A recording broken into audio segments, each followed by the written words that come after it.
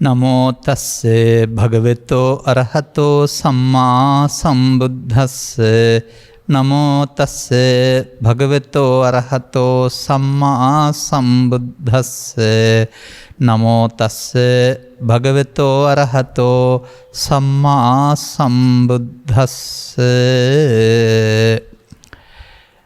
උපාදානේ භයං දිස්වා ජාති මරණ සංභවේ අනුපාදා විමුක්ඛන්ති ජාති මරණ සංඛයේති.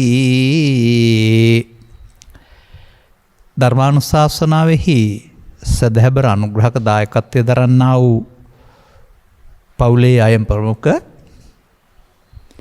මෙම මොහොත අපට සවන් දීම සඳහා වාසනාව අවකාශය උදා කරගත්තා වූ ලංකාවාසී ලෝවාසී සදහැබර පින්නතුනි, ආරාධිතයන් අපට මෙබඳු ආරාධනයක් කරලා තිබෙනවා. සිතෙහි ඇතිවන පංච උපාදානස්කන්ධය හා එය අවබෝධයෙන් අත්හැරීම පිළිබඳව වැඩිදුර පැහැදිලි කර දෙන සේක්වා. දැන් මේ වාක්‍ය දිහා බලලා තමයි මේ ගාථාව ගත්තෙත්, ධර්ම දේශනාව පටන් ගන්නෙත් මෙයාට ගැලපෙන ආකාරයෙන්. මේ වාක්‍ය තිබෙනවා සිතෙහි ඇතිවෙන පංච උපාදානස්කන්ධය කියලා. එහෙනම් ඒගොල්ලෝ තේරුම් ගන්න තියෙනවා පංච උපාදානස්කන්ධයට කය අයිති නෑ කියලා. ඒකනේ මම මේක ආශ්‍රයෙන් මම මේක කියන්නේ කියලා.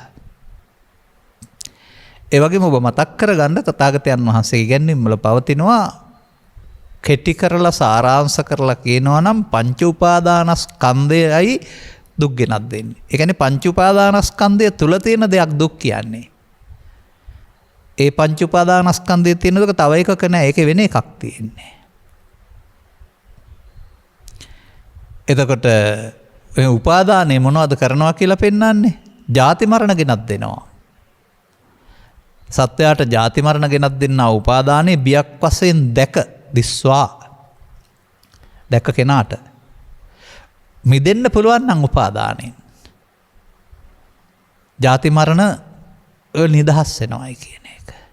සම්පූර්ණයෙන්ම බුදු සමය අනුගමනීය ප්‍රතිපදාවක් තුළ උපාදානෙන් මිදීම මුල් කොටගත්ම දහම් ප්‍රතිපදාවක් වශයෙන් ඔබට තේරෙනව නේද? නමුත් පාසල් මට්ටමේදී උපාදාන ඉගෙන ගත්තට ඒක වචනයක් විතරයි, කොහෙ වෙනවද දන්නේ නැහැ. පොතේ තියෙන පෙලක් ගිරව් වගේ කටපාඩමින් කියනවා ඇරුණාම මේක ඇස තුල, කන තුල, නාසය තුල, දිව තුල, කය තුල ජීවත් වෙන්න ගිහින් අරමුණු ගන්න යාමේදී රූපේට රැවටීම තුල, ශබ්දයට රැවටීම තුල, ගන්ධයට මුලා වීම තුල, රසයට ඇලීම තුල, ස්පර්ශයට ගැටීම තුල, ඇලීම හෝ ගැටීම මුලා ඕන එකක් තුල ඇස තුල සිදුවෙන දෙයක් කියලා, කන තුල සිදුවෙන දෙයක් කියලා, නාසය තුල සිදුවෙන දෙයක් කියලා තේරුම් ගන්න සමත් නම් ඔබ සෑහෙන දියුණුවට ඇවිදින් පවතින්නේ. ඒ වගේ මේක ජීවිතේට එක් වතාවක් නොව අවදි වූ තැන් පටන් නින්ද දක්වාම මේ පිළිබඳ තේරුම් ගත්තේ නැති පුද්ගලයාට නිරන්තරයෙන් සිදුවේ හැකි දෙයක්. එහෙම නැත්නම් නිරන්තරයෙන් ඔහු ඒ දුක්කටපත් වෙන මාර්ගයේ දෙපයින් ගමන් කරනවා නොව සිතින් ගමන් කරන කෙනෙක්. කොහොමද ඒක වෙන්නේ කියලා මේ පදෙන් හොයාගන්න පුළුවනි අපිට. පරිහාන ධම්මං හෝ භික්ඛවේ දේසිස්සාමි. අනේ මම ඔබට පිරෙහෙන හැටි පෙන්වන්නයි හදන්නේ. මේ ධනෙන් පිරෙන හැටි, සරිසෞඛ්‍යෙන් පිරෙන හැටි නෙමෙයි. මෙන්න මේ සැපතින් නිවන නැමැති සොයෙන් ඈතට යන හැටි. මොනවා කළොත්ද වැඩි වෙනවා කියලා පෙන්වන්නේ? රාග වේපුල්ලං. රාග හේවත් ලෝභ හැඟීම බලවත් වෙන්නේ නම් දෝෂ වේපුල්ලං. දෝෂ හේවත් තරහ බලවත් වෙන්නේ නම් මෝහ වේපුල්ලං. මොහොන මුලා බලවත් වෙන්නේ නම් අනේ බලවත් වීම කියන එක උපාදානය තුල සිදුවෙන දෙයක්. එනිසා උපාදානය කරගන්න සහ උපාදානය බලවත් කරගන්න තමයි ලෝකේ මිනිස්සුયો දන්නේ. බුදුවරු තමයි පළවෙනි වතාවට ඉන් මිදලා සෝයක් හොයාගත්තේ. බුදුවරුන්ගේ කාර්යභාරය එමය අවබෝධ කරගන්න එක. අනතුරුව ලොවට එය දේශනා කරන එකම තමයි ධර්ම දේශනා යano. සමස්ත සමාජයේ තේරුම් ගන්න පුළුවන් අයට ලබාගත් ජීවිතේ මෙතනින් එහා කොටස උපාදානෙන් මිදීම මුල් කොටගත් ජීවන ප්‍රතිපදාවකට අවතීර්ණ කිරීම තමයි බුදුවරුන්ගේ බලාපොරොත්තුව. එසේ වූ බුදු සමයක පාරම්පරික උරුමය තියාගෙන අපි මේ සමහර අය මොනවද කරන්නේ? මරුණෙන් පස්සේ නිවනක් වෙනවා, අනාගත බුදුහාමගේ ශාසනයෙන් උපාදානයෙන් මිදෙන්න පෙරම් පුරනවා. ඒ කියන්නේ සංකිට්ඨේන පංච උපාදානස්කන්ධා කියන එකේ උපාදානයේ දුක ඔබ තව කල්ප ගානක් විඳින්න කැමතියි කියලා ඔය කියන්නේ. නමුත් මේ වචනේ මෙහෙම තේරුම් ගත්තට මේක තුල සිදුවෙන කාර්යභාරය, මේක තුල සිදුවෙන බන්ධනීය ස්වභාවය පොතේ නැහැ. ඔබ තුල ඔබ දැක ගන්න වෙනවා. එහෙනම් බුදුන් වහන්සේ වදාළ පරිදි මිදෙන ආකාරයට පෙර බැඳෙන ආකාරය, බැඳුන ආකාරය පිළිබඳ අවබෝධයක් ලබා ගන්න වෙනවා. මොකද මේ බැඳෙන ආකාරයෙන් ඉවත් වෙන්න ඕන නෙමෙදෙන්න. බැඳෙන ආකාරය දන්නේ නැත්නම් මිදෙන්න ඕන කමක් ඇති වෙන්නේ නැහැ. බැඳෙන ආකාරය වරදක් නම් ඒක නොකරපුවම තමයි මිදෙන්න පුළුවන් වෙන්නේ. ඒ නිසා අපි මේ කතා කරන්න දන්නේ පැයක් තුල සියුම් තැනක්. එකම තැන මේ ඔක්කොම කතා කරන්නේ මම. උඩාක් ධර්ම දේශනා නෙමෙයි එකම තැනක් කතා කරන්නේ. මේ කතා කරන්නේ කවුරු ගැනද? ඔබ ස්ත්‍රීද පුරුෂද ගිහිද පැවිදිද ඒවා මෙතෙන්ට වැදගත් නැහැ. ඔබ තුල මේ මොහොතේ උපදින්නා වූ පංච උපාදානස්කන්ධය තුල තමයි මම මේ සේරම කියන්න හදන්නේ. පරිහාන ධම්මං එහෙම නැත්නම් දුකටපත් වෙන ආකාරය පෙන්වන්න හදන්නෙත්, මිදෙන්න සෝදානම් පැහැදිලි කරන්න හදන්නෙත් මේ තුල. දැන් මේ පැහැදිලි කිරීමේ තිබෙන දෙයක් තමයි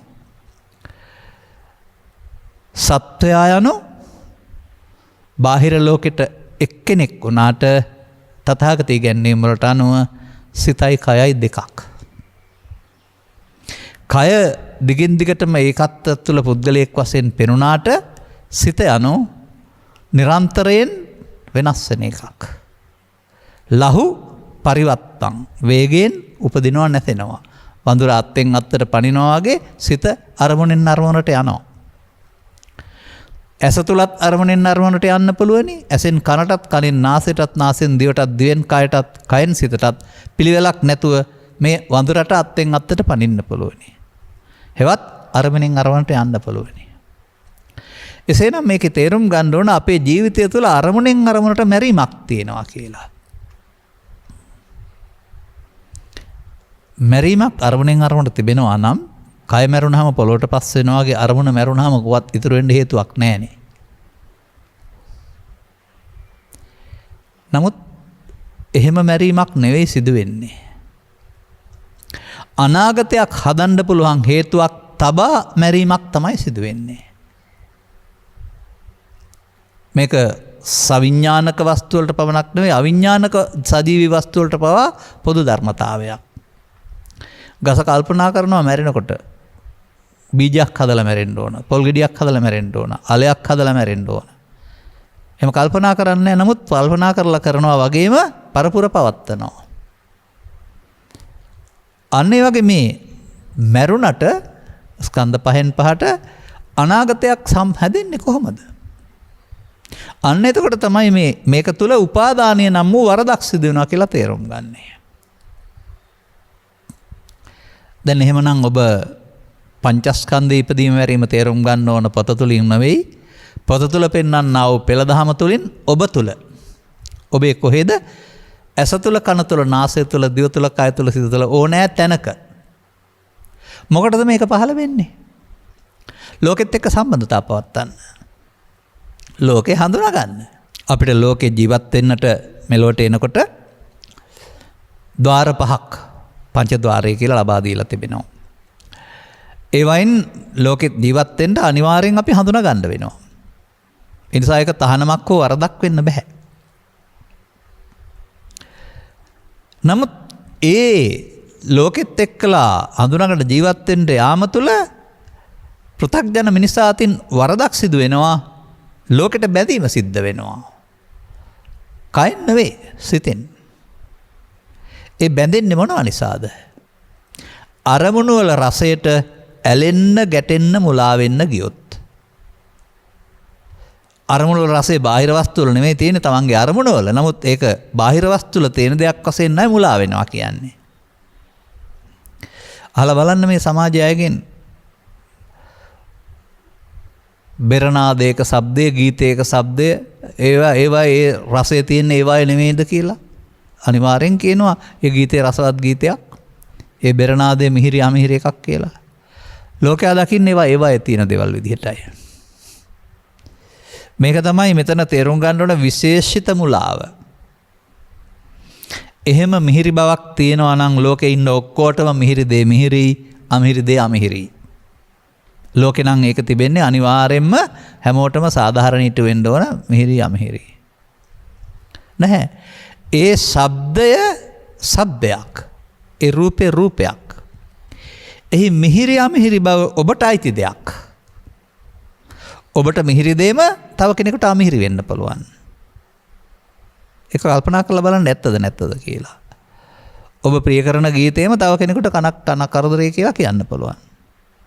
එතකොට අන්න ඒකෙන් හිතන්න ඕන මේ ශබ්දය නෙවෙයි. ශබ්දය උදව් කරන හිතේ ඇතිවෙනා වූ ඇලීම ගැටීමට තමයි මිහිරි අමිහිරි කියන්නේ. මෙන්න මේ විදිහට අපි මේ ලෝකෙ විඳින්නේ බාහිර ලෝකේ තියෙන දෙයක් ඇයි ලෝක සම්මතයට පෙනුනාට ඒව ආශ්‍රයෙන් Taman හිතේ අදාගත්ත සිතවිල්ලක පෞද්ගලික අනන්‍යතාවයක් තම තමන්ට අයිති විදිහක්. හොඳම උදාහරණය මට නිරන්තරයෙන් මතක් වෙනවා නිබ්බේධික සූත්‍රයේ සඳහන් වෙන්නා වූ සංකප්ප රාගෝ පුරිසස්ස කාමා නේතේ කාමායානි චිත්‍රානි ලෝකේ. හැමදාම කියනවා. හැමදාම කියන්නේ මොකක්වත් නෙමෙයි. තවත් තේරුම් ගන්න නැති නිසා සමාජයේ. පුරුෂයාට සීමා කරලා නැහැ. පුරුෂයාට ස්ත්‍රියට ගිහියට පැවිද්දට ඕන කෙනෙකුට අර බාහිර දේවල් ආශ්‍රයෙන් Taman හතා ගන්නා වූ සංකල්පය නිකාම සංකල්පය කියන්නේ. අර බාහිර වස්තු වල කාමයක් නැහැ කියලානේ පෙන්නන්නේ. එහෙනම් සද්දේ හරි රූපේ හරි ගන්ධේ හරි රසේ හරි කාමයක් තියෙන්න බෑ. කාමයේ ඔබට අයිති දෙයක්. මෙන්න මෙතනින් තමයි මේ රසරට බැඳෙන එක රිංගලා හොයාගන්න පුළුවන් වෙන්නේ. කොහොමද මේකට බැඳෙන්නේ කියන එක පිළිබඳව. අන්න දැන් ඔබට තේරෙනවා. එහෙනම් ලෝකේ ජීවත් වෙනකොට අරමුණු පහක් ගන්න ඕන අපි බාහිර ලෝකෙන්. බාහිර වස්තු හඳුනා ගන්න රූප ආරම්මණය, ශබ්ද ආරම්මණය, ගන්ධ ආරම්මණය, රස ආරම්මණය, පොට්ටබ්බ ආරම්මණය කියලා අරමුණු පහක් ගන්න වෙනවා. ඒවා බාහිර දේවල් උදව් වෙන්නේ පංච ප්‍රසාදයන්. අරමුණු සිතේ පහළ වෙන්නේ. මේ අරමුණ තමයි මේ රූපය කියන්නේ. අරමුණ තමයි ශබ්ද රූපය කියන්නේ. දැන් අපිට කැමති පරිදි විඳින එක වේදනා ස්කන්ධය කියන්නේ. අරක තියෙන එකක් නෙවෙයි. ඒක හඳුනන එකනේ සංඥා ස්කන්ධය කියන්නේ. ඒකට ඇලෙන ගැටෙන එකනේ සංකාර ස්කන්ධයෙන් කෙරෙන චේතනා පැත්තෙන්. මේවා මේ ටික කරපු කර්තව්‍ය හොඳයි කියලා හරි නරකයි කියලා හරි හරි කියලා හරි වැරදි කියලා හරි ඇලෙනවා කියලා හරි ගැටෙනවා කියලා හරි ඇති කරගත්ත වෙනස්කම් ටික හඳුනා ගන්න එකනේ විඥාණයෙන් කරන්නේ. දැන් මේකට කියනවා පංච විඥානය කියලා. මෙහෙම බාහිර උදව්වක් නැතුව සිත ඇතුළේ උපදින එකට මනෝ විඥානය කියනවා. පංච විඥානයත් බාහිර උදව්වෙන් පහළ වෙන සිත, මනෝ විඥානයත් සිත. අසකරණාසය දිවකය කියනවා අරමුණු ගන්න පුළු බැරි ඉන්ද්‍රියන් පහක් තියෙනවා. ඉන්ද්‍රියන් අරමුණු රසය ගන්න නැහැ. ඉන්ද්‍රියන්ට සිත පිහිටනවා. සිත විඳිනවා. දැන් එහෙනම් ඇසෙන් කනෙන් නාසයෙන් දිවෙන් කයෙන් කෝකෙන් පහළ වුණත් පහළ වෙන්නේ ලෝකේ හඳුනා ගන්නට පංචස්කන්ධයක්. පංච උපාදානස්කන්ධයක් නෙවෙයි. නමුත් බොහෝ කල් සසරේ පටන් සහ මේ ජීවිතේ ඉපදී අවුරුදු 3-4ක් ගියතන් පටන් අද දක්වා ඔබේ ජීවිතේ යම්තාක් ආයුෂ තියෙනවද? ඔබ මේ පංචස්කන්ධය වරද්දාගත්ත බව, වරදෙහි බැඳුණු බව, ඔබට දුක් ගෙනත් දෙන වරද උපාදයෙන් සිතුන බව ඔබ දන්නේ නැහැ. මගේ අතින් කිසිම වරදක් නැහැ, මං හරිය හොඳ කෙනෙක් කියලා කියාවේ. ඒ සතුන් මරන්න නැති නිසා, හොරකම් කරන්න නැති නිසා, කාමයේ වරද හැතරෙන්නේ නැති නිසා, බොරු කියන්නේ නැති නිසා, මත්පැන් පානය කරන්න නැති නිසා, අමුදරුවන්ට සලකන නිසා, සමාජ සේවා කටයුතු කරන නිසා. ඊටයි හොඳයි. ඊටමත්ම හොඳයි. නමුත් මේ කටයුතු වලින් හොඳ වුණාට උපාදානය වෙන කටයුත්තෙන් මිදෙන්න බෑ. ඔය කටයුතු තුළම උපාදානය නම් වූ වැරැද්දට අහු වෙන මායාවින් අටවපු උගුලක් තියෙන බව, සත්‍යය සසරට බැඳ ගන්නට මායාව විසින් උගුලක් අටවලා තියෙන බව, ඔබ මේ උගුලට අසු වෙන බව ඔබ දන්නේ නැහැ. අන්න ඒ විදිහට ඒ උපාදානස්කන්ධය තුළ තියෙන දෙයක් දුක කියන්නේ ලෝකේ තියෙන දෙයක් නෙවෙයි. ඔක හැදෙන්නේ කොහොමද? ඒක හැදෙන්නේ ලෝකේ හඳුනා ගන්නට පහළ වෙනා වූ ස්කන්ධ පංචකයට එන දේ කෙරෙහි ඇලීමක් මුලාවක්, ගැටීමක් මුලාවක්. අර ඇලීම කියන්නේ ලෝභ වලට, ගැටීම කියන්නේ දෝෂ වලට, මුලාව කියන්නේ මමත්වෙන් ගැනීමට. එතකොට ලෝභය මම වීම, ද්වේෂය මම වීම. අන්න ඒක අපේ වැඩක්. ලෝකේ හඳුනාගන්න එක නෑ. දැන් මෙන්න මෙතන තමයි මේ බද්දෝ මාරස්ස හේවත් සසරට බැඳෙන්න හේවත් දුක් උපදින්න හේතුවක් චිත්තාභ්‍යන්තරයේ සැඟවීම සිද්ධ වෙන්නේ. ඒක පංචස්කන්ධයෙන් සිදු වෙන්නේ නැහැ. ඒක පංච උපාදානස්කන්ධයෙන් තමයි සිදු වෙන්නේ. පංචස්කන්ධයට එන දේ මමත්වෙන් ගත්තම පංච උපාදානස්කන්ධය බවට පත් වෙනවා. පංච උපාදානස්කන්ධය නිකන් මැරෙන්නේ නැහැ.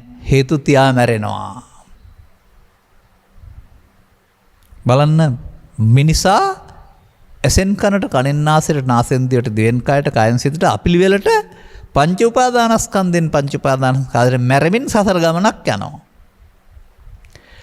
පසුගිය කාලේ වැරුණා වූ පංච උපාදානස්කන්ධ සංඛ්‍යාවේ සීමාවක් නැහැ. කයවල් නෙමෙයි මේ මොහොතේ උපදින. අනාගතයට ගියොත් සීමාවකුත් නැහැ. නමුත් දැන් ඔය ගොඩක් නැහැ. දැන් වර්තමාන ස්කන්ධ පංචකය විතරයි. බුදු සමයේ මිනිසාගේ ජීවිතයේ වර්තමාන ස්කන්ධ පංචකය තුළට සීමා කරනවා. හරියන්නේ හෝ වරදින්නේ, පමා වෙන්නේ හෝ නොපමා වෙන්නේ කොන දෙයක් කරන්න ඒක තුළ. බුදු සමයෙන් පෙන්වන වර්තමානයට ජීවිතයක් අවුරුදු 100ක් නැහැ. ඉස්සර ජීවිතයේ, අතීතයේ, මතු ජීවිතයේ, අනාගතයේ, මේ ජීවිතයේ වර්තමානයේ කියලා හිතාන තමයි පටිච්චසම්පාදය එහෙම ලියලා තියෙන්නේ. අපේ රටේ දෙන පටිච්චසම්පාදය ලියලා තියෙන්නේ ඉස්සර ජීවිතයේ අවිද්‍යාපත්‍ය සංඛාරා. විඥාන නාම රූප සලආයතන පස්ස වෙනවා තණ්හා උපාදාන බව මේ ජීවිතේ. ජරා මරණ, ජාති ජරා මරණ ඊළඟ ජීවිතේ. එහෙමනේ. කොතරම් පටු දැක්මකින් යුක්තව මේ වචන වලට අදහස් ගලපලා තියෙනවාද? ගැඹුරක් නැහැ. වචන වලට අදහස් නැත්තම් සිංහල පරිවර්තනයක් විතරයි.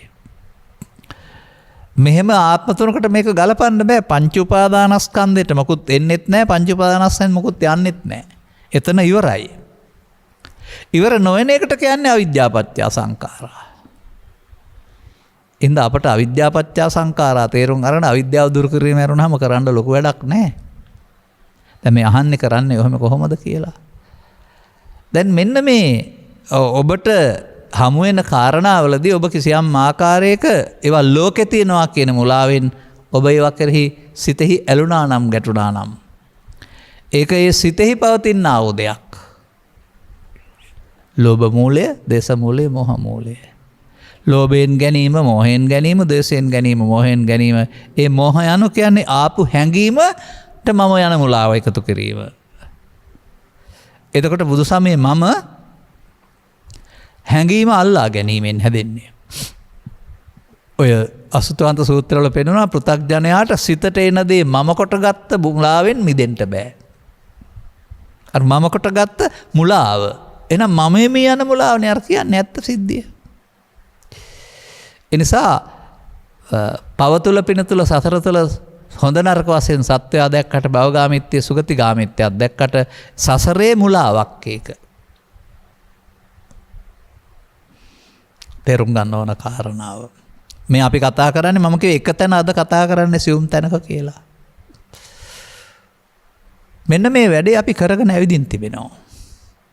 මේ වැඩේ සිදුවෙන ආකාරය පිළිබඳව පෙළ දහම තියෙනවා ත්‍රිපිටකයේ සූත්‍රවල. ඒක පාඩම් කරන ලියන්න ලකුණු ගන්න ඕන නම්, නමුත් සිදුවෙන ආකාරය ඔබ තුල දකින්න. අරමුණක් තුල දකින්න, ජීවිතය තුල දකින්න යන්න එපා. අරමුණ ඉවර වෙන්න පෙර මේ සිද්ධිය සිදු වෙනවා. මෙන්න මෙසේ අපි සිත තුළ මොනවද සංගවන්න පටන් ගන්නවා. මේ සංගවන තැනට කියනවා යටිසිත කියන වචනය සමාජයේ පාවිච්චි කරනවා. ධර්මයේ එහෙම එකක් නැහැ. ධර්මයේ කියනවා තණ්හා අනුසය කියලා. අභිධර්ම කරුවන් භවංග චිත්තය කියලාත් කියනවා. එතකොට අනුසේති කියන පදයේ තේරුම පස්සේ ගන්න ටිකක් ඉතුරු වෙනවා කියන එක. අන්නේ පස්සේ ගන්න තැබීම කියන එක උපාදානයේ ප්‍රතිඵලයයි. පස්සේ ගන්න උපදින්නේ උපාදානයේ ප්‍රතිඵලයක්. උපාදානයේ නිසා තමයි පස්සේ ගන්න හේතු ඉතුරු වෙන්නේ. දැන් මේක අපි සංසාරයේ සහ මේ ජීවිතේ කරගෙන එනකොට තමයි බුදුබණ අහන්න හම්බ වෙන්නේ. දැන් මේක තේරෙනකොට බුදුබණ කියලා කියන්නේ සම්පූර්ණයෙන්ම ඔබගේ සිත පිළිබඳ විග්‍රහයක් නේ. ගංගා ගැන කතා කළත්, ඔරු ගැන කතා කළත්, ගවින් නිතර කිරීම ගැන කතා කළත්, වලාකුළු ගැන කතා කළත් ඒවයි උපමා කරලා පෙන්වන්නේ ඔබේ සිතේ සිදුවෙන සිද්ධියකට. අන්න මේ කරුණ අවබෝධ කරගන්න වෙනවා. අවබෝධ කරගත්තම තේරුම් ගන්න වෙනවා අරමුණේ ඇලීම ගැටීම තුළ චිත්තාභ්‍යන්තරේ හටගත්තා වූ මුලාවක් හේතුවක් නිසා තමයි ආපහු මතක් වෙනකොට නැවත ඉපදීමේ දුක. තරහ වුණාම හෙට තරහ මතුවෙනකොට තරහේ දුක. වෛරය වුණා වෛර කරාම වෛරය හෙට නැවත උපදිනකොට ඒකේ දුක. ඒ මොහොතේ ඒකේ තියෙන එකක් දුක කියන්නේ. ඒකට කියන නම තමයි පශ්චාත්තාපයේ ආතතිය. ඔබ එහෙම මේ වැඩේ කළේ නෑ නේද කියලා පශ්චාත්තාපයක් කරන්න සැලකිලිමත් දුන්නේ නෑද කියලා පශ්චාත්තාපයක්, පසුබට වීම තුළ පශ්චාත්තාපයක්. ඒ වගේ ඔබ හිතට දුකයි කියලා කියනවානේ. ඒක බාහිර ලෝකෙ නෙවෙයි තිබෙන්නේ. ඔබේ සිත ඇතුළේ තිබිලා උපදින්න ඇතුළේ තියෙන පුංචි හේතුවක් විතරයි, ඵලය තමයි ඔබට මේක දැනෙන්නේ. එතකොට මම දකින්නේ මේක චක්‍රාකාර සිද්ධියක්, රවුමක් වගේ. ඒ නිසා මෙතන චක්‍රයක මුල හොයන්න බෑ වගේ, මේක කොතනින්ද මුල පටන් ගත්තේ කියලා කියන්න බෑ. ඒක තැනකින් නවත්තලා වගේ කියන්න වෙනවා.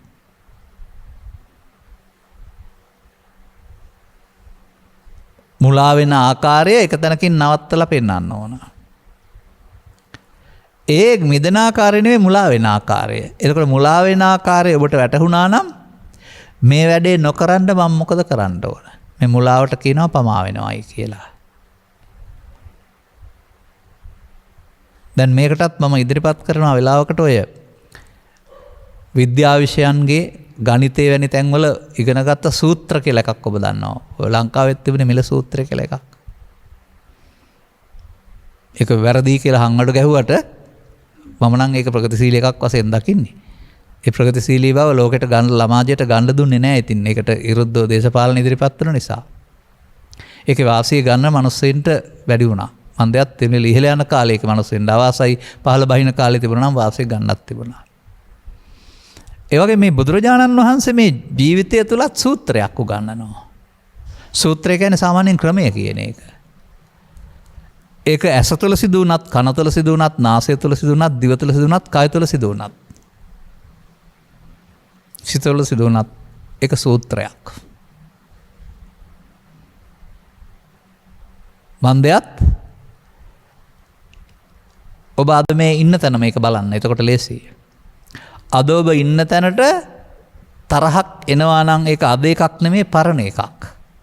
වෛරයක් එනවා නම් ඒක අද එකක් නෙමෙයි පරණ එකක්.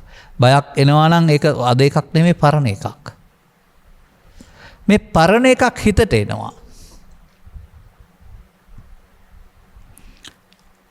එහෙම තමයි අපි මේ ලෝකේ හඳුනාගන්නේ. පළවෙනියෙන් කෙනෙක් දැක්කොත් එහෙම ගට හතුරා හෝ මිතුරා හෝ මොකක්වත් නැහැ. කොණ්ඩේ වවන කන්නාඩි හදන කලිසමක් අතගෙන හිටියොත් එහෙම ස්ත්‍රියක්ද පුරුෂයෙක්ද කියලාවත් දන්නේ නැහැ. නමුත් එබඳු අය අසුරු කිරීම තුළ ඔහුගේ ගති ලක්ෂණ නිරීක්ෂණය කරන්න ගිහින් අඩුපාඩු නිසා, වැරදි නිසා ඔහු හතුරෙක් බවට පත් කරගන්නවා. උදව් කරන නිසා මිතුරෙක් බවට පත් කරගන්නවා. ඒක ටික කලක් ඇසුරු කිරීමත් ඇති කරගන්න දෙයක්. අද දකින්නකොට හතුරා නම් තරහව හිතට එනවා. අද දකින්නකොට මිතුරා නම් ඇලීම හිතට එනවා. ආහාරයක් නම් දකින්නකොට පිළිකුල නම් පිළිකුල හිතට එනවා. රස නම් ආසාව හිතට එනවා. අද ඒකක්ද මේ Taman තබා ගත්ත දෙයක්. මෙන්න මේ තබා ගන්න හැටි තමයි අනුලෝම පටිච්චසම්පාදය කියන්නේ. තබා ගන්න හැටි තමයි පමාද විහාරිත්තය කියලා කියන්නේ. මතක තබා ගන්න. කොහොමද පමාද විහාරිත්තය කියන්නේ? අරමුණු තුළ පමා වීම. ඒක තේරුම් ගන්න. අපි මිදෙන ආකාරය ඊට පස්සේ පැහැදිලි කරමු. ඇසටත් කනටත් නාසයටත් දිවටත් කයටත් සිතටත් මේ සඳහා තින්නම් සංගති පස්සෝ පදයක් පෙන්නනවා. බාහිර කාරණා දෙකක්. ප්‍රසාදේ ගෝචර රූපය. එම නැත්නම් ඇහි පෙනීම අරමුණු ගන්න පුළුවන් හැකියාව ඉදිරියෙන් තිබෙන දේ. කනේ ශබ්දය අරමුණු ගන්න පුළුවන් හැකියාව ඉදිරියෙන් ඇතින ශබ්ද රූපය. මේක මේ වදිනකොට ඇසේ හෝ කනේ හෝ ඇසේ රූප රූපයක් වශයෙන් කනේ ශබ්ද රූපයක් වශයෙන් මෙතෙන්ට එනවා අතීතයෙන් Taman එකතු කරගත්ත මුලාව. ඒක තමයි මේ තින්නම් සංගති පස්සෝ කියන වචනින් පෙන්නන පස්සය. මේ තුන එකතු වීමට ස්පර්ශයයි කියනු ලැබෙයි කියලා ලිවට හරියන්නේ නැහැ පාළියේ. මේ දෙක උදව්වෙන් තමන්ගේ චිත්තාභ්‍යන්තරය හිතට මතුවේ. දැන් ඔබ විඳින්න පටන් ගන්නවා. ඔබට කැමති පරිදි සුන්දරයි අසුන්දරයි මිහිරි අමිරි. අන්න එක තමයි වේදනා කියන්නේ. ඔබ ඔබට එකතු කරගත් ආකාරයට ආයෙත් බැඳෙන්න පටන් ගන්නවා. වේදනා පත්‍ය තණ්හා. තණ්හා වුණොත් අන්න අර උපාදාන නම් වූ වරදට අහු වෙනවා. වරදට අහු වුණොත් නිදිගත් සිතට සැඟවෙනවාට බව. මේක පවටත් හරි පිනටත් හරි ධානයටත් හරි ඇසටත් හරි කනටත් හරි නාසයටත් හරි දිවටත් හරි කයටත් හරි පස්සපච්චා වේදනා වේදනා පච්චා තණ්හා තණ්හා පච්චා උපාදාන උපාදාන පච්චා භව. අරමුණ විඳින්න ගියාපුවාම අනාගතයට උපදින්න හේතු සැඟවෙන හැටි. දැන් ආය දකින්නකොට අර තබපු එකෙන් එනවා ආපු එකට එකතු වෙලා විඳින්න ගිහින් විඳීම තුළ ආයෙත් තියෙනවා චක්‍රය. චක්‍රයක් ඒක. මේක අපි තේරුම් ගන්න ඕන. අපි ළඟ මෙහෙම දෙයක් සිදු වෙනවද කියලා. ඒකනේ ඒක මෙසේ අය පිළිගන්න කියලා නෑ. බුදුන් වහන්සේ වදාළ පමණින් පිළිගන්න නෑ කියලා නෑ. ඔබ ළඟ සිදු වෙනවද කියලා පිළිගන්න කියලා. දැන් මේ චක්‍රයක් වුණාම වෘතයක් වුණාම කඩන්න තැනක් නෑනේ. රවුම ඔබ ඔය වෘතයක් වගේ එකක් කම්බියක් වෑල්ඩින් කරලා වෑල්ඩින් වුණ තැන මකලා දැම්මොත් එහෙම ඊට පස්සේ ඒකේ මුලක් අගක් හොයන්න බෑ. ඒ වගේ මේකටත් මුලක් අගක් හොයන්න බෑ. පෘථග්ජන පුද්ගලයා අතීතයෙන් අරන් වර්තමානයේ විද අනාගතයට තබා ඉවර කරනවා. ආයෙත් අර තීබකෙන් අතීතයෙන් එනවා ඒක වර්තමානයේ විඳිනවා ආයේ විඳින්න ගියාම අනාගතයට තියෙනවා. ඒ නිසා මේකට වට දුක්ඛය කියලා කියනවා. මතක තබා ගන්න. දැන් මේක කඩන්න තැනක් තියෙන්න වෙනවා. අන්න බුදුරජාණන් වහන්සේ හොයාගත්තේ මේ පෙන්වුවේ පැවැත්ම. මේ අරමුණට මුලා වීම තුළ සසරට බැඳෙන හැටිවත් සසරට බැඳී අවසන් වෙන හැටිවත් මඤ්ඤමානයේ ප්‍රතිපදාව. මෙන්න මේ තණ්හා උපාදාන භව කියන එකට තමයි පෙළේ නොතිබුණාට අවිද්‍යා සංකාර කියලා කියන්නේ. එතකොට පෘථග්ජන පුද්ගලයා අතීතයේ අවිද්‍යා සංකාරයක් කරන එකක් නෙවෙයි කරන්නේ දැන් කරන්නේ අවිද්‍යා සංකාරය. මේ අරමුණේ ලෝභ මෝහ දේශ මොහයෙන් ගන්නවා නම්. දැන් මෙන්න මෙහෙම ඔබට තේරුම් ගන්න පුළුවන් නම් මේ ළමා කාලේ පටන් මේ දක්වාත් තේරුම් නොගත්තොත් ජීවිත අවසානයේ දක්වාමත් මේ වට දුක්ඛය තුල ඔබ විඳින්නේ පරණ දෙයක්. හිතට ආගත්තාම පරණ දෙයක් ඒක තමයි තලු මරන්නේ. ඔබ ඉදිරියෙන් තියෙන එක කියලා රැවටෙනවා. රැවටිලා ආපසරයක් විඳින්න නැත්නම් කියලා තබලා ඉවර කරනවා. මෙන්න මේකට තමයි සසර හදනවා කියන්නේ. මේකට තමයි එක පැත්තකට පව් සිද්ධ වෙනවා කියන්නේ. අර සිද්ධ වෙනවා කියන්නේ හේතු ඉතුරු වෙනවට. ඒ පව් සිද්ධ වීමත් උපාදානය. පින් සිද්ධ වීමත් උපාදානය. ධාන කුසල් සිද්ධ වීමත් උපාදානය. ඒ තුනටමත් පස්සපච්චා වේදනා වේදනා පච්චා තණ්හා තණ්හා පච්චා උපාදාන උපාදාන භව නම් වූ පෙළදහම වළංගුයි. ඔන්න ඔබ අහුවෙලා ඉන්න ගැටේ තරම. දැන් ඔහොම වෙන බවවත් ඔබ දන්නේ නැහැ. බුදුරජාණන් වහන්සේට සහ උන්වහන්සේගේ දේශනාවලට පැහැදිලි කරන ශ්‍රාවකෙකුට සවන් දුන්නොත් මගේ ළඟ මෙන්න මේ විදිහට වටයක් ක්‍රියාත්මක වෙනවා නේද? වෘත්තයක්, රවුමක්. මේක තුළ මම මොකද කරන්න කියලා දන්නේ නැහැ. අතීතයෙන් අරගෙන වර්තමානයේ විඳ අනාගතයට තැබීම නම් මෝ නිව නොවන සංසාර ගමනක යෙදිලා ඉන්න බව පෘථග්ජනයා දන්නේ නැහැ. අන්‍ය ආගමිකයෝ දන්නේ නැහැ. ආමිස පූජා පවත්වන බෞද්ධයෝ දන්නෙත් නැහැ. සද්ධර්ම ශ්‍රවණය කළොත් මෙහෙම මුලාවක් සිදු වෙනවායි කියන එක තේරෙනවා. දැන් මෙන්න මේ ක්‍රියාව පවතුල සිදු වුණත් තණ්හා උපාදාන බව, පිනතුල සිදු වුණත් තණ්හා උපාදාන බව, ධානය තුල සිදු වුණත් තණ්හා උපාදාන බව. මේකට කියනවා පමාද විහාරී. විහාරී කියන්නේ වාසය කරන. ප්‍රමාදව වාසය කරන. ඔන්න ජීවිතේ දුක් ගෙනත් දෙන වරද. අර හටගන්න නැසුණට මේ නැසෙන්නේ යලිත් ආපහු හටගන්න හේතුවක් චිත්තාභ්‍යන්තරයට ගත කිරීමෙන්. ඒකට තමයි උපාදාන වෙනවා කියලා කියන්නේ. ඔන්න අපි බාහිර චාරිත්‍ර වාරිත්‍ර හරි වැරදි මොකක්වත් කල්පනාවකින් තොරව ඕනෑම අරමුණක් මුලා වීම තුළ ඔබ තුළ සිදුවෙන්නා වූ මේ මුලා වීම නැමැති සූත්‍රය පැහැදිලි කළා.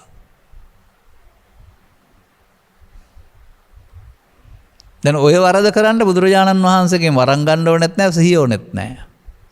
අසරු ගසන සැනකින් Tamanට රුචි අරුචි පරිදි, කැමැති අකමැති පරිදි එනකොටම එකතු වෙනවා මේකට. එනකොටම ඇලෙනවා, ගැටෙනවා, මුලා වෙනවා. ඇලෙනවා, මුලා වෙනවා, ගැටෙනවා, මුලා වෙනවා. ජීවිතේ පුරාම කළ දේ සසරෙත් කළ බොහොම දෙයක් බොහොම ලේසියෙන් මෙතෙන්ට යන්න පුළුවන්. ඒ තරම් මේක බලවත්. මෙසේ බලවත් වූ අංගයක් දුර්වල කරන්නට වෙනත් අංගයක් බලවත් කරන්න වෙනවා. දැන් මේ බලවත් කරලා තියෙන්නේ මොනවද? කාමාංග බලවත් කරලා. කාමාංග වල බලය දුර්වල කරන්න බොජ්ජංග බලවත් කරන්න ඕන කියලා බුදුන් වහන්සේ පැහැදිලි කරවා දාරනවා. ඒ සඳහා උන්වහන්සේ මේ එකතු වීම කියන තැන එකතු නොවීම සඳහා මේ වර්තමානයේ රැවටි අනාගත උපදින්න හේතු තැබීම නම් වූ මේ කර්ම විපාක නොවීම සඳහා ස්වයම්බු ඥාණයෙන් සොයාගත් අනුගමනයකට ප්‍රත්‍යක්ෂ ප්‍රතිඵල ලබාගත් මාර්ගයක් තේරුම් ගත්තා. එය මිනිසාට ලබා දීමමයි බුදුරජාණන් වහන්සේ ධර්ම දේශනා කිරීමෙන් කරන්න උත්සාහ කළේ. ඒ මඟ තේරුම් අරගෙන ගැනීම තමයි බුදු මඟ. දුකෙන් මිදෙන මඟ.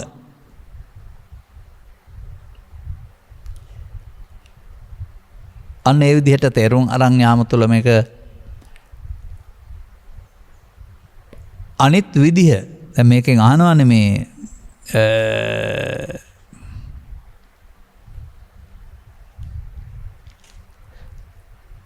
අවබෝධයෙන් අතහැරීම පිළිබඳ වැඩිපුර පැහැදිලි කරද වැඩිදුර පැහැදිලි කරන්න කියලා.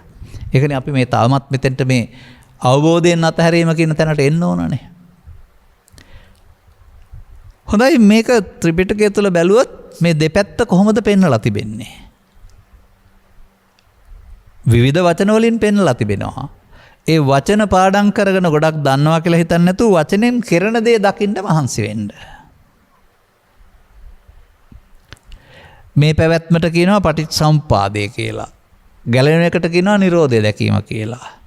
මේකට කියනවා අනුලෝමය කියලා, ගැලවෙන එකට පටිලෝමය කියලා කියනවා. මේකට ප්‍රමාදය කියනවා, අරකට අප්‍රමාදය කියලා කියනවා. මේකට නිත්සුකාත්ම වශයෙන් ගැනීම කියනවා, අරකට අනිදුක්ඛ අනාත්ම වශයෙන් ගැනීම කියලා කියනවා. මේකට අනුසෝතගාමී කියනවා, අරකට පටිසෝතගාමී කියනවා. වචන ඕන තරම් තියෙනවා දැන්. නමුත් ඔබට මෙතන සමීප වෙන්න බෑ. ඇයි ඒ? කවදාවත්ම ඒ සඳහා අවශ්‍ය සතිය නම් වූ මේ බොජ්ජංග පැත්ත ඔබ හුරු කරන්න පටන් ගත්ත නෑ. බොජ්ජංග වැඩින්නේ නෑ පෘථග්ජනයින්ට. ඔවුන් කාමාංග වඩන්නෝ. ඔවුන්ට මේවා සැප තිබෙනවා. මේ ඔබට මේ පංචද්වාරයට හම්බ වෙන කාරණාවල ලෝකේ සැප තිබෙනවා කියන මුලාවේ ඉන්න අය. ඒ නිසා ඔවුන් කාමාංග වඩන්නෝ. මේක බාහිර වස්තුව නෙමෙයි සිතේ තියෙන සිතුවිල්ල හදාගත්ත හිස් අසාර බවක් කියලා තේරුම් ගත්තාම ඊට වඩා සැපතක් හොයන්න මේක අතහරින්න ඕන. අන්න ඒ නිසා ඔබට මේකට බැරි මොකක් නිසාද? සති. ඒ සඳහා එකතු වුණ පුරුද්ද ඇරුණාම එකතු නොවන පුරුද්ද පිළිබඳව පුරුද්දක් ඔබට නැති බැවින් තථාගතයන් වහන්සේ අපමාදව අමත පදං ගාථාවෙන් වදාරනවා සිහියෙන් කටයුතු කිරීමයි කියලාද අප්‍රමාදයේ නිවනට මගේ. එහෙනම් මොහොතක් පාසා සිහියෙන් කටයුතු කරමින් අප්‍රමාද වේ යුතුයි නේද? පමාදෝ මච්චනෝ පදං. මේ තණ්හා උපාදාන විද්‍යා සංඛාරා කියන්නේ පමාදෝ මච්චනෝ පදං සූත්‍රය. ඒ නොවෙන්නට සිහිය උදව් කරගන්න වෙනවා. අන්න ඒ නිසායි අපට මේ සිදුවෙන එක අකුසලය නම් මේක නොවෙන්නට අකුසලයෙන් වෙන්නේම කුසලය කියලානේ පෙන්නන්නේ. මේ බලවත් වුණා වූ පැත්ත වෙනුවට මෙහි බලය දුර්වල කරන්නා වූ වෙනත් බලයක් සිත තුළ වැඩි දියුණු කරන්න වෙනවා. සද්ධා බල, සති බල, සමාධි බල, ප්‍රඥා බල කියලාත් කතා කරනවා. සද්ධා ඉන්ද්‍රිය, සති ඉන්ද්‍රිය, විරේන්ද්‍රිය, සමාධි ඉන්ද්‍රිය, ප්‍රඥා ඉන්ද්‍රිය කියලාත් කතා කරනවා. මා දකිනවා වැඩි දියුණු කළ යුතු සතිය කියන පදයට අදාළ අර්ථය ගැඹුරින් හදාරලා තේරුම් අරගෙන නෑ මේ සමාජය. ඒ නිසායි බැරි. අදාළ දේ වලක්වා පාලනය කරන්න ඒට එකතු නොවී ඉන්නට අවශ්‍යතාවය, අවශ්‍ය ශක්තිය, අවශ්‍ය සතිය දියුණු කරලා නෑ. බණ ඇහුවා, සාදු කිව්වා, කෑවා, ගෙදර ගියා. බණ ඇහුවා, පින් දුන්නා, ගෙදර ගියා. මට මගේ ජීවිතය තුළ උපාදානෙන් මිදීම නම් වූ කර්තව්‍යයක් කරන්නට තිබෙනවා. මම එක නිරන්තරයෙන් සිහියෙන් ඉඳලා කළ යුතුයි කියන එක පිළිබඳව. මේ සිහිය අවශ්‍ය වෙන්නේ මොකටද? උස්ම ඉහළ පහළ අරගෙන මැරෙන කල්ම ඕක දිහා බලන් ඉන්න නෙමෙයි. කකුල් දෙක ගෙවෙනකම්ම උසුමේ ගලමි තබා කියන් ඉන්න නෙමෙයි. උපාදානයේ වෙන්නේ සිහිය නැති නිසා උපාදානෙන් මිදෙන්නයි සිහිය ඕනේ. සිහිය පාවිච්චි කිරීමෙන් උපාදානයෙන් මිදිය හැකිය. අන්න සමීප වෙන හැටි සහ තේරුම් අරගෙන ආරබත නික්කමත යුඤ්ඤත බුද්ධ ශාසනය ක්‍රියාත්මක කරන හැටි. ඒක අභ්‍යාසයක්. සාමාන්‍යයෙන් අභ්‍යාස කියන එක මෙහෙම පැහැදිලි කරන්නම් මම. ගණිතය තුළ ඔබට කියලා දෙනවා කිසියම් ප්‍රමේයක්, නැත්නම් සූත්‍රයක්. ඒක ඔබට පැහැදිලි වුණාද, ධාරණය වුණාද කියලා බලන්න. ඊට පස්සේ ඒ ආශ්‍රයෙන් ඔබට ගණන් දෙනවා. පොඩි වෙනස්කම් සහිත ගණන් විශාල ප්‍රමාණයක්. අරකම නම් ආය හදන්න දෙයක් නැහැ. ඒක ලියාන යන්නේ ඒක. නමුත් කොතන හරි මේකේ ගැටලුවක් තියෙනවා. අර ආශ්‍රයෙන් ඊට හරියට ටිකක් යන්න පුළුවන්. එතකොට ගණන් 10ක් 12ක් විතර හදනකොට අභ්‍යාස කරලා පළපුරුදු වෙනවා ගැටලුව. අනෝගේ බුදුරජාණන් වහන්සේ මේ සඳහා නිරන්තරයෙන් අභ්‍යාස කළ යුතුයි කියලා පෙන්නනවා. ඒ කියන්නේ මේක ලිවීමෙන් කීමෙන් කටපාඩමින් කරන්න පුළුවන් වැඩක් නෙමෙයි, ප්‍රායෝගික ප්‍රතිපදාවක්. ඔබ වෙනුවෙන් ප්‍රායෝගික වේ යුතුයි. සියලු වැඩ අතහැර දමා සුදු ඇඳුම් ඇඳගෙන වනාන්තර ගත යුතුයි කියන එක නෙවෙයි ප්‍රායෝගික යුතුයි කියන්නේ. බාහිර වශයෙන් වැඩ කටයුතු කරන ගමන් ඔවුන්ට නොපෙනෙන ආකාරයෙන් ඇතුළතින් වෙනත් පාරක් ගත යුතුයි. පමාද විහාරී මාවත වෙනුවට අපමාද විහාරී මාවත ගන්න වෙනවා. පමාදේ විහාරී මාවතේ තමාර මඤ්ඤමානෝ කෝබිකු බද්දෝ මාරස්ස කියන වැරැද්ද සිද්ධ වෙන්නේ. ඒක අපි මුලින් කියලා දුන්නා. ඒක හැමදාමත් සූත්‍රවල පෙන්නලා තිබෙනවා. අද අපි කතා කරන්නේ ඒ මොහොතේ මේ වැරැද්ද නොවෙන්න මොකද කරන්න ඕන කියලානේ. මිදෙන ආකාරය. පංච උපාදානස්කන්ධයට අසු වෙන මිදෙන ආකාරය, අසු නොවේ මිදෙන ආකාරයට. දැන් මේ පිළිබඳව හදාරාගෙන යාමේදී විශේෂයෙන් වැදගත් වෙනවා ඔය සීල සූත්‍රය, ඒ වගේම සුතවන්ත සූත්‍රය වැනි සූත්‍රවල තිබෙන්නා වූ දහම් පෙළක්. කුමක්ද? සුතවතා කෝපනායස්මතෝ සීලවතා කෝපනායස්මතෝ ආයස්මත් සාරිපුත්‍රයනි සිල්වත් වුණා නම් ආරිමත් සාරිපුත්‍රයනි බණ අසා දැනගත්තා නම් සුතවන්ත. දැන් මොකද කරන්න ඕනේ? අන්න බණ අසා දැනගත්ත කෙනාට කරන්න පුළුවන් වැඩක් තමයි පටිසෝතගාමී ප්‍රතිපදාව කියන්නේ. බණ අසා දැනගත්ත නැති අයට පවෙන් පිනට පිනෙන් ධානයට මාරු වෙලා අනුසෝතගාමී ප්‍රතිපදාවේ යන්න පුළුවන්. ආපහු යන්න බෑ. මන්දයත් ආපහු යන පෙළ දහම වැටහිලා නැහැ. ආපහු යන පෙළ දහම මෙහෙම තියෙනවා. අල්ලා ගැනීමෙන් තැවුල දේශනා කරමි ඉස්සරහට යන පෙළ දහම. අල්ලා නොගැනීමෙන් නොතැවුල දේශනා කරමි පෙළ දහම. කිව්වට කොහෙද තියෙන්නේ? අතින් දාල්ලා ගන්න කියලා කල්පනා කරන, අඬුවකින් දාල්ලා ගන්න කියලා කල්පනා කරන සමහර විට. ඒ වචනෙට අදාළ කාරණේ ඔබේ සිත වෙන ආකාරය තේරුම් ගත්තාම ඔබට අල්ලා ගැනීම තේරේවි, අල්ලා නොගැනීමත් තේරේවි. මේ සඳහා අපිට එළඹෙන්නට තැනක් තිබෙනවා. මන්දයත් මේ හිතට ආපු අදහසට අපි මොකද කළේ?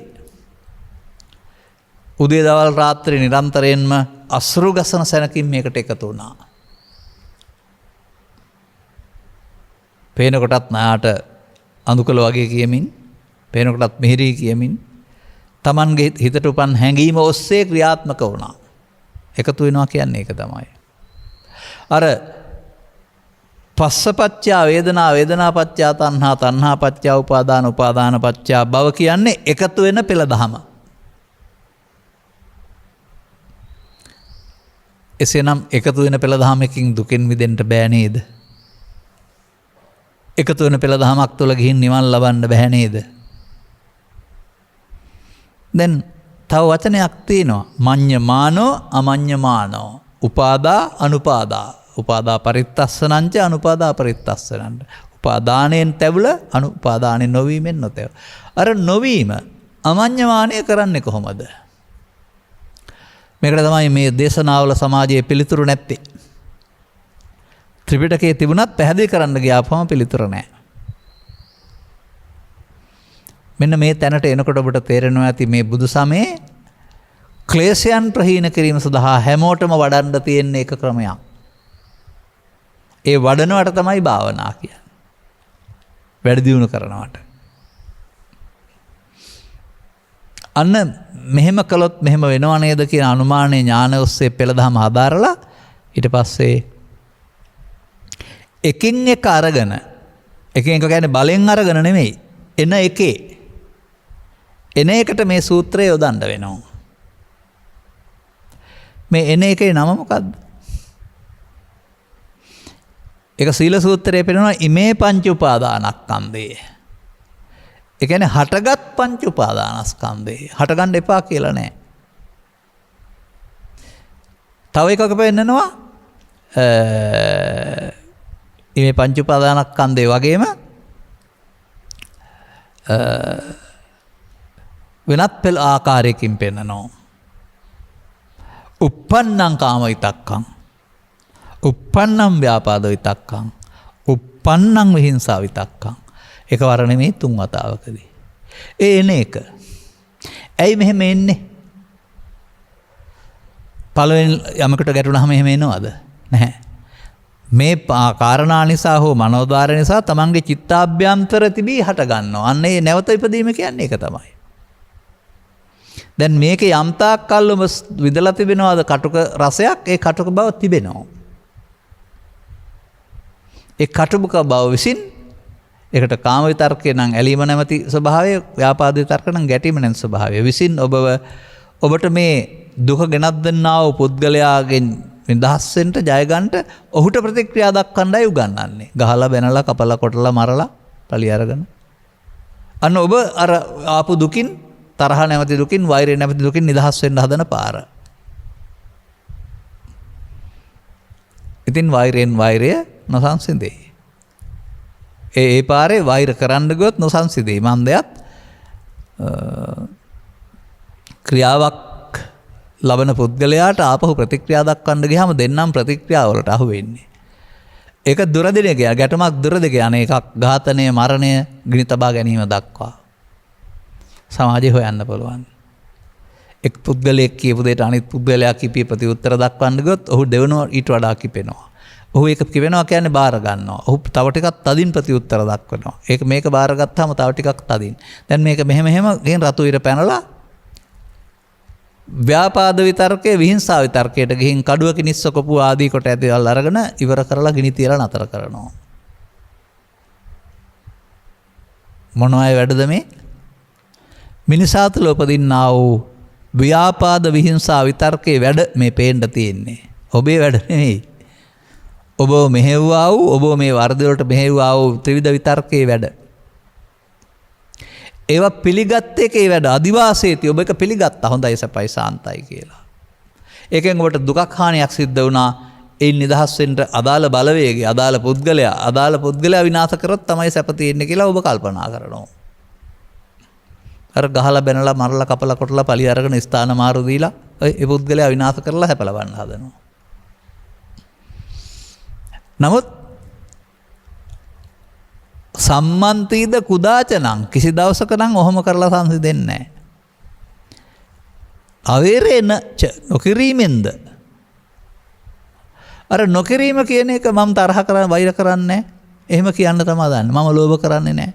මගේ කිසි ලෝභයක් නැහැ. එහෙම තමයි නොකිරීම කියලා මේ අය හිතන්නේ. නෑ. කිරීම මම පෙන්වන්නම්. කිරීම තමයි පස්සපච්චා වේදනා වේදනාපච්චා තණ්හා තණ්හාපච්චා උපාදාන උපාදානපච්චා මෙන්න කිරීම. දැන් මේක නොකිරීම.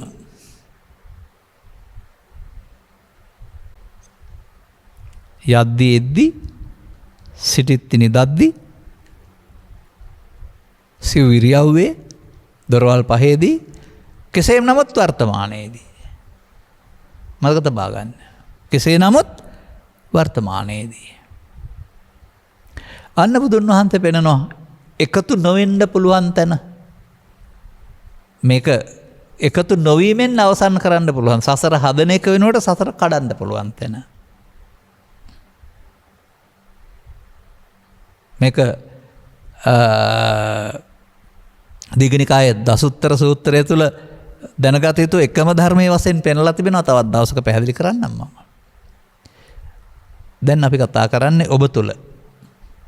ඔබ තුල ඔබේ ඇස තුල කන තුල නාසය තුල දිව තුල කය තුල නැත්නම් සිව් ඉරියව්ව තුල උපදින්නා වූ ත්‍රිවිධ විතර්කෙන් එකක් තුල. නැත්නම් මේ පංච උපාදානස්කන්ධය තුල. දැන් මේකේ තිබෙනවා නේද ඔබේ හිතේ හදාගත්ත අර පැරණි කොටස. රාගය, දේශය, මෝහය, ඊර්ෂ්‍යාව, ක්‍රෝධය, වෛරය, කාමය කියන ඔබ හදාගත්ත පැරණි කොටස නේද මේ? මල කඳක් නේද මේ ඔබට හමු වෙන්නේ? ගත වුණ අතීතයකින් ආපු සිතුවිල්ලක් නේද හමු වෙන්නේ? නමුත් ඔබට ඒක රාග, දේශ, මෝහ වශයෙන් ගත්තාම අතීතයක් වශයෙන් පිරෙන්නේ නැකට පණ එනවා. හැම විටම මේ තින්නම් සංගති පස්සවලට එන්නේ Taman තැබූ අතීතයයි.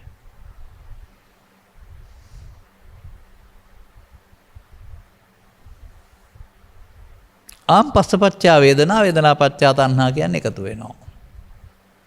බලවත් සංසාරයේ බොහෝ කල් කොට එකතු කරගත්තා වූ පාරක් තුළ මේක තමයි කරමින් ඉන්නේ. මේකට දුන්නා වූ අගේ බලයේ වටිනාකම ඔබ මේ නිරෝධයට දින්න පටන් අරන්වත් නැහැ. තව කොහොමද කරන්න කියලා අහා ඉන්නවා. දැන් මේ ආපු එක ඉමේ පංච උපාදානස්කන්ධේ. දැන් අනිච්චත දුක්ඛත අනත්තතෝ සෝතාපට්ටි යෝනිසෝ මනසිකරන්තෝ සෝතාපට්ටි බලං සච්ච කරයියාති. ඔබට මේ පංච උපාදානස්කන්ධය අනිත් දුක් වශයෙන් බලන්න පුළුවන් නම් සෝමාන වෙනවා. කොහොමද බලන්නේ? ඒක අනිත්‍යයි ලොම් අනිත්‍යයි එහෙම කියලාද?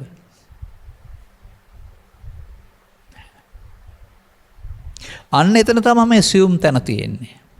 එකතු වීමට කියනවා මඤ්ඤමාණී නැත්තම් නිත්සුකාත් වශයෙන් ගැනීම කියලා. එකතු නොවීමට කියනවා අනිත්‍ය කියලා. එකතු වුණොත් ඔබ අගයක් දුන්න පෝර දැම්මා. ආහාර දුන්නා. එකතු නොවුනොත් එයාට අනාගතයක් හැදෙන්නේ නැතුව නැති වෙන්න වෙනවා නේද? අන්න එතකොට අර පස්ස වේදනා තණ්හා කියන්නේ කර්ම සිදුවෙන එක. උපාදාන භව කියන්නේ විපාකයට හේතු ඉතුරු වෙන එක. කර්ම විපාක. හොඳයි. පස්ස නොවුනොත් පරණ එක නොගත්තොත් පරණ එක විඳීමක් තියනවාද? පස්ස නිරෝධා වේදනා නිරෝධෝ. වේදනා නිරෝධා තණ්හා නිරෝධෝ. අරමුණ තුන බලන්න. තණ්හා නිරෝධා උපාදාන නිරෝධෝ. උපාදාන නිරෝධා භව නිරෝධෝ.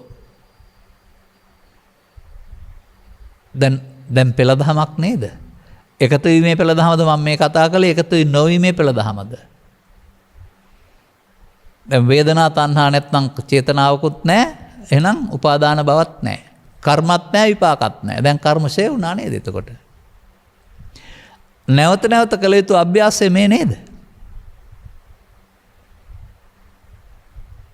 අන්න එක තේරුම් ගන්න. නැවත නැවතත් කළ යුතු දෙය. බොහෝ කල් කිරීමෙන් බලවත් කරපු දේ බොහෝ කල් එකතු වීම තුළ නොකිරීම තුළ ආපහු යන්න පුළුවන් වෙනවා.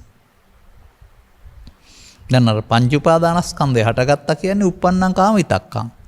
uppannam ව්‍යාපාද විතක්කං. uppannam හිංසා විතක්කං. මේක මෙතන දැන් නැසෙන්න හදන්නේ. අපි අලුතෙන් තමයි මේකට එකතු වෙන්නේ. එකතු නොවුනොත් එයා නැසෙන්න ඕනනේ. එකතු නොවීමෙන් නැසීම අමඤ්ඤමානය නෙවෙයිද? එකතු වුණොත් මඤ්ඤමානය නේද? මේ එකතු නොවීමටයි අනිත්‍ය කියලා කිව්වේ කියලා තේරුම් ගත්තේ නෑ නේද? එකතු නොවීමට සිහියෙන් කටයුතු කියලා කිව්වේ කියලා තේරුම් ගත්තේ නෑ නේද? මන්දයත් එකතු වීමෙන් සතර හදන හැටි තේරෙනවා නම් කාම රූප භවත්‍රය තුල කාටවත් මේ භවය හදන්න ඕන නෑ. එහෙනම් ඔහුට එකතු නොවීමෙන් වෙන පාරක් හම්බ වෙනවා. එකතු වීම අනුසෝතගාමී ප්‍රතිපදාව නැත්නම් භවගාමී ප්‍රතිපදාව. එකතු නොවීම භව නිරෝධගාමී ප්‍රතිපදාව. එක් වතාවක්ද දෙවතාවක්ද තුන් වතාවක්ද නැත ආපහු යන්න පටන් ගත්තට සෝවාන් සිට රහත් දක්වාම එකතු නොවීමේ පාරේ යනකොට අර ඇතුළත මූලයේ එනවා පස්ස. ආවට නිරෝධා. හැමදාම පස්ස නිරෝධා පස්ස නිරෝධා. එතකොට තණ්හා උපාදාන වෙමින් අවිද්‍යා සංකාර වෙන්නේ නැහැ. දැන් උපන්න කුසල් දුරු වෙනවා මේ පැත්තෙන් නූපන්න කුසල් තියන්නේ නැහැ. අර පැත්තෙන් ගින්න ඇවිලලා නිවෙනවා මේ පැත්තට පොර දාන්නේ නැහැ. නැත්නම් දර දාන්නේ නැහැ. මේ පැත්තෙන් දාපු තෙල් වල පහන ඇවිලෙනවා මේ පැත්තෙන් ආපහු තෙලුයි වැටියයි දාන්නේ නැහැ. ඔය අංගුත්තර නිකායේ පෙන්වන්නා වූ සංයෝජන ဒ ුතිය රුක්ක මහා රුක්ක මහා රුක්ක සූත්‍ර වල පෙන්වන්නේ ඔය රවුම ආපහු නොකිරීම නේද ඔය?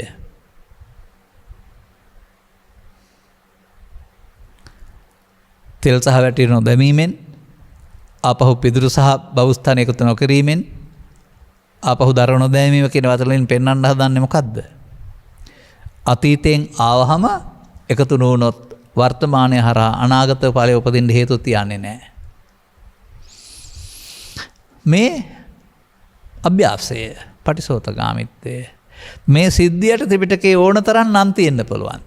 නම් පාඩම් කරගන්න දඟලන්න ඕන නැහැ. වැඩේ තේරුම් ගත්තොත් කරන්න පටන් ගන්න ඕන. මම දකින්නේ 아무තු දෙයක්. මේ කරපු පුරුද්දට කියනවා කාමාංග වඩනවායි කියලා, වීරියෙන් මේක වඩනවාට කියනවා බොජ්ජංග වඩනවායි කියලා. එතකොට මේ කාමාංග තුලින් වැහුණා වූ නිවීම කාමාංග නැති වෙනකොට ආවරණය නැති යනවා. දැන් නීවරණ කියන්නේ නිවන ආවරණය කරගෙනනේ. ඒවා අයින් වෙනකොට ආවරණය වෙලා තිබෙන නිවීම මතුවේයි. එතකොට නීවරණ ප්‍රහාණය යට වෙන්න මේ ප්‍රහාණ වෙන්න ඔබට ධර්මයේ මතුවේයි.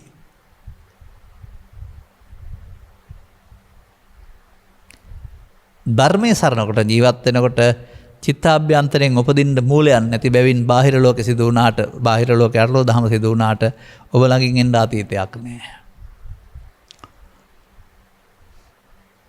ඔබට තේරෙවි ඔබ දැන් දුකින් මිදලා නේද ජීවත් වෙන්නේ කියලා. නැත්නම් ඔබට තේරෙවි ක්‍රමයෙන් දුකින් මිදෙමින් යනවා නේද කියලා.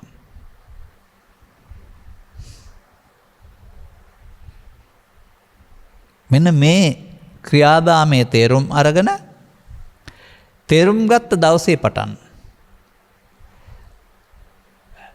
උදේ අවදි වූ තැන් පටන් නිින්දට යනතුරු Taman කරන කර්තව්‍යයන්හිදී ඊට පෙර ඔබන් හදාගත්තා වූ ත්‍රිවිධ විතර්කයේ මතුවෙන්න හේතු යෙදෙන විට මතුවීම අභාග්‍යයක් නො භාග්‍යයක් කොට සලකා. මොකද මතුවීම ඇතහැරීමට මාර්ගයයි. සැඟවීම යලිහට ගැනීමට මාර්ගයයි. එනිසා පටිසෝතගාමියාට මතුවීම භාග්‍යයක්.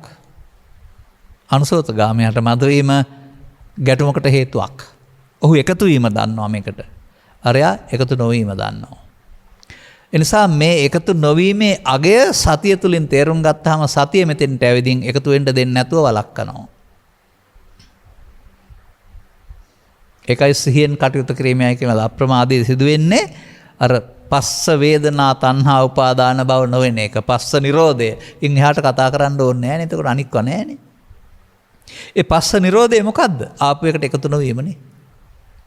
දැන් යන්න ඕන නේද එයා? මොකද ස්කන්ධ පංචකය හටගෙන නැතිනවා නම් ඉන් එහාට එකතුනේ නැත්නම් අනාගත ඵල හේතු මේ වර්තමාන ඵල හේතු ඇති වෙන්නේ නැත්නම් යන්න ඕනනේ එයා. එතකොට එයාගේ බලය ෂය වෙන්න පටන් ගන්නවානේ. දැන් මේ බලය ෂය කිරීමේ ප්‍රතිපදාවට පටිසෝතගාමී කියනවා නේද? දැන් අභ්‍යාසය ඒක නේද? භාවනා අභ්‍යාසය, වඩන අභ්‍යාසය. භාවනා කියන්නේ වඩනවා කියන එකනේ. සෝවාන්සිර රහත් දක්වාම අභ්‍යාසය වඩන්න තියෙනවා. එතකොට හතුරු පාර්ශවය දුර්වල වෙනවා. නීවරණ පාර්ශවය, කාම විතර්ක, ව්‍යාපාද විතර්ක, විහිංසා විතර්ක පාර්ශවය දුර්වල වෙනවා. බොජ්ජංග පාර්ශවය බලවත් වෙනවා. දේවදත්ත රජුරෝ රාජ්‍යයෙන් පනලා බ්‍රහ්මදත්ත රජුරෝ රාජ්‍ය පිහිටවනවා. ඔය ඔබේ හිත ඇතුලේ තියෙන රාජ්‍යය මතක තියාගන්න. එතකල්ම කවුද දේවදත්ත රජකමට පත් වෙලා ඉන්නේ. එහෙම හිතන්නවත් ලෑස්ති නෑ සමාජය. ඒවා චරිත කතා, ජාතක කතා අපි ළඟ තියෙන එකක් කියලා හිතන්න ලෑස්ති නෑ. ඒක වෙනම රටක සිද්ධ වෙච්ච දෙයක් කියලා හිතනවා. ඒ වුණාට මම කල්පනා කරනවා මේ ලෝකේ හැමදාමත් ඉඳලා අටකේ දවස බර්ණැස්ම වල බ්‍රහ්මදත්ත රජුරෝ විතරද කියලා. වෙන කවුරු සිටියේ නැද්ද? එනිසා මේ බුදුවරු දෙතිස් කතා කියන්නේ නෑ. සෑම දෙයක්ම උදව් කරගෙන ඔබ ළඟ තිබෙනා වූ මේ ප්‍රමාදය අප්‍රමාදය. එහෙනම් ඔබටත් තියෙනවා දේවදත්තයා රජකමින් පන්නා බ්‍රහ්මදත්තයා රජ කරන වැඩේ කරන්න. පස්සේ කාලෙක කියලා දෙන්නම්. ඒ අර්ථයම අරගෙන. ඔවා කියන්න ගියාපම ටිකක් කලබල වෙන්න බැරි නෑ. මොකද මට මතකයි කාලෙකත් ඕක මම කියන්න ගිහින් මේ වෙන මිනිස්සුන්ගෙන් අහගන්න හම්බුනේ වෙන එකක්. ඔවුන්ගේ තේරුමේ හැටියට. නිසා තේරෙන මට්ටමින් කතා කරමු. මෙන්න මේ தত্ত্বය තේරුම් ගත්තම ඔබ මොකද කරන්නේ? නැවත නැවතත් අන්න අනුපාදා විමුච උපාදාන නොවි මිදෙනවා. ඒකට එකතු නොවීමෙන් සිහිය පාවිච්චි කළ එනේන විතර්කය කාම විතර්කයේද ව්‍යාපාද විතර්කය නාදිවාසේති පජහති විනෝදේති බ්‍යන්ති කරුතේ නම් වූ ක්‍රියාවලිය එකතු නොවීමෙන් අවසන් කරනවා.